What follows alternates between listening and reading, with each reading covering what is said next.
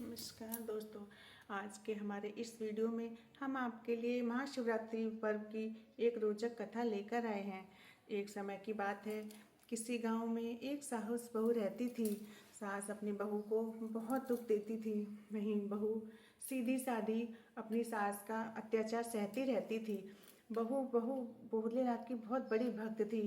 एक दिन जब शिवरात्रि का त्यौहार आया तो उसने व्रत रखा और उसके पड़ोस ने सभी लोग पकवान बना बनाकर सज संवर कर भोलेनाथ के मंदिर जाने को तैयार हो रहे थे। जैसे ही बहू मंदिर जाने के लिए तैयार होकर सास के पास गई तो सास बोली, बहू तू कहाँ जा रही है? तो बहू बोली, माता जी मैं जा रही हूँ, आज भोले जी के मंदिर, आज शिवरात्रि का त्यौहार है, शिवलिंग सींचने मंदिर जाने। सास बोली, जाकर खेतों में फसल को देख, कौवे और चिड़िया मिलकर सारी फसल नष्ट कर रहे हैं। तो मंदिर जाकर क्या करेगी? क्या तेरे भगवान तुझे खाना देने को आएंगे? अब बेचारी बहू क्या करती, खेत पर चली गई। रास्ते में जाते हुए उसने लोगों को मंदिर की जाते हुए देखा तो उसे रोना आ गया। वो खेतों पर जाकर खूब रोई। वहीं भगवान भोलेनाथ और माता पार्वती से सब देख रहे थे। माता पार्वती से उसका रोना देखा नहीं गया। उन्होंने भोलेनाथ से कहा, हे नाथ देखिए, ये बेचारी आपकी पूजा करने के लिए कैसे रो रही है। अब भगवान शिव और माता पार्वती एक साइड सेठ और सेठानी का रूप लेकर बहू के पास आए और बोले, बेटी तुम क्यों रो रही हो? तुम्हें क्या कष्ट है? किसने कुछ कहा है क्या? तो वो बोली, मैं अपनी किस्मत पर रो रही हूँ।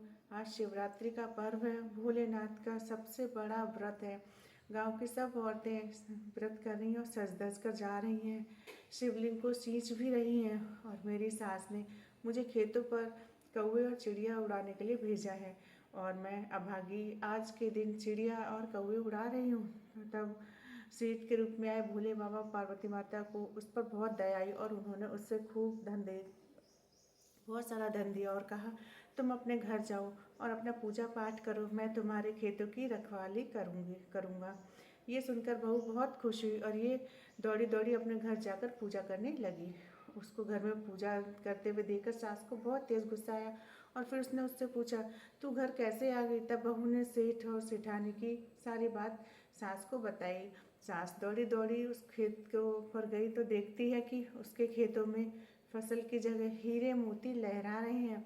उसने बहू से इसके पीछे का पूरा राज पूछा तो बहू ने भोलेनाथ की कृपा की सारी बात सास को बता दी।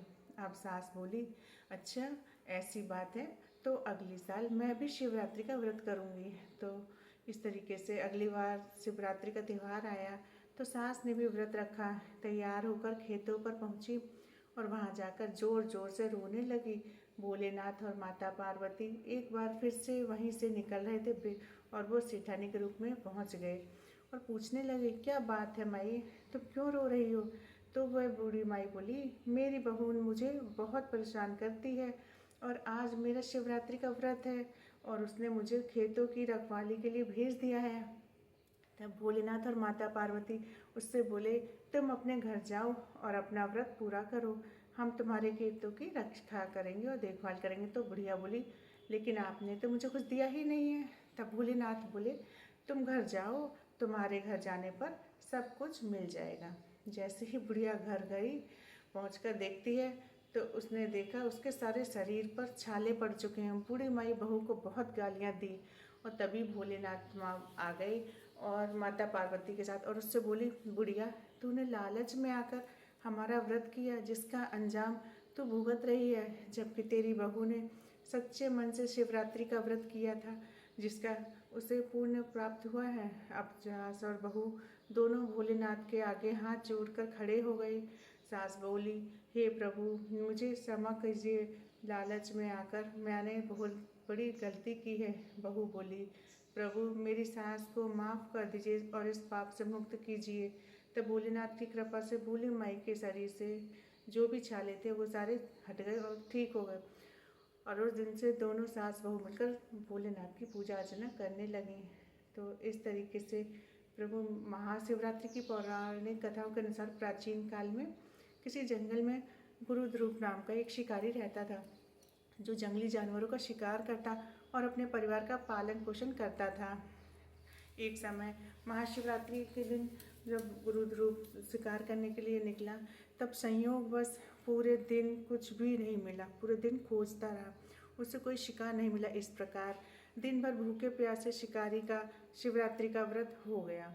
उसके बच्चे, पत्नी और माता पिता को भूखा रहना पड़ेगा, ये सोचकर उसे बहुत घबराहट हो रही थी, बहुत चिंतित था। सूर्यास्त होने पर वो एक जलाशय के पास गया और वहाँ किनारे पे बने एक पेड़ पर थोड़ा सा जल लेकर चढ़ गया, क्योंकि उसे पूरी उम्मीद थी कि कोई ना कोई जानवर अपने प्यास बुझाने के लिए वहाँ जरूर आएगा। वो पेड़ बेलपत्र का था, उसे पता नहीं था, और उस पेड़ के नीचे एक शिवलिंग भी रखा था जो सूखे बेलपत्र के पत्तों से ढका हुआ था और उसे दिख नहीं रहा था।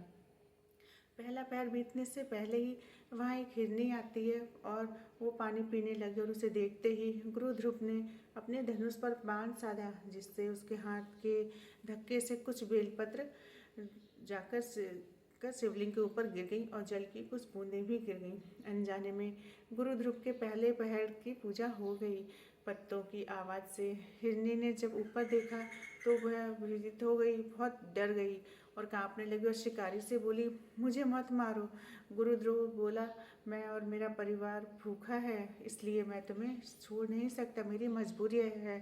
हिरनी भयभीत हो गई। उसने बोला कि मुझे जीवन दान दे दो, और बोली, मेरे छोटे छोटे बच्चे हैं और मेरे वापस लौटने का इंतज़ार कर रहे हैं मेरे घर पर। मैं उन्हें अपने पति को सौंप कर आ जाऊं, फिर तुम मुझे मार लेना। बस मुझे इतना समय दे दो कि मैं अपने बच्चों को छोड़कर आ जाऊं। मैं झूठ नहीं बोल रही हूँ, मुझ पर विश्वास करो, मैं जल्दी वापस लौट आऊँगी। गुरुदेव बोला, और यदि तुम लौट कर ना आई तो? हिरनी ने उत्तर दिया, यदि मैं लौट कर ना आऊँ तो मुझे वो पाप लगेगा जो विश्वासघाती को लगता है। ऐसा कहकर हिरनी वहाँ से चली गई। कुछ ही समय बाद गुरु ध्रुव ने देखा एक और भी मोटा ताजा हिरन वहाँ पानी पीने आया है। उसने फिर से अपने धनुष पर बाण चढ़ा लिया और फिर से कुछ जल की बूंदें लेकर बेलपत्र के ऊपर चढ़ गया, गिर गई। तो जिस प्रकार से शिकारी के दूसरे पैर की पूजा भी हो गई। धनुष पर चढ़ा देख हिरन घबरा गया और बोला, भाई मुझे कुछ समय दे दो, मैं अपने बच्चों को धैर्य देकर शीघ्र लौट आऊँगा, मुझ पर विश्वास करो और कृपा करो। गुरु ध्रुव ने हिरन को भी जाने दिया। हिरन जल पीकर वहाँ से चला गया। अब दोनों हिरन अपने घर जाकर आपस में एक दूसरे को अपना अपना बात बताई कि क्या हुआ था, और बोले, हमें जल्द ही शिकारी के पास लौटना है। अपने बच्चों को धैर्य देखकर जब वो चलने को तैयार हुए तो सबसे पहले हिरनी बोली, मैं शिकारी के पास जाऊंगी। हिरण बोला, माँ के बिना बच्चों का क्या होगा, बच्चे कोई नहीं संभाल सकता बिना माँ के, तुम यहीं रुको, मैं शिकारी के पास चला जाता हूँ। तब हिरनी बोली, पति के बिना पत्नी का कैसा जीवन, आपकी मृत्यु के बाद मैं जीवित कैसे रहूँगी, मैं वहाँ अवश्य जाऊँगी। वह दोनों अब बच्चों को समझाकर शिकारी के ओर चल पड़े। जैसे ही उन बच्चों ने देखा कि हमारे माता पिता जा रहे हैं तो अकेले क्या करेंगे, वो भी उनके साथ ही चल दिए। अब इस तरीके से वो सभी गुरु ध्रुव के पास पहुँचे। उन्हें देखकर गुरु ध्रुव को झट से धनुष पर बाण चढ़ाया, जिससे कुछ बेलपत्र और जल की बूंदें फिर से शिवलिंग के ऊपर चढ़ गईं और गुरु ध्रुव के तीसरे पैर की पूजा भी संपन्न हो गई और उसके दुष्कर्म नष्ट हो गए। उसे ज्ञान की प्राप्ति हुई।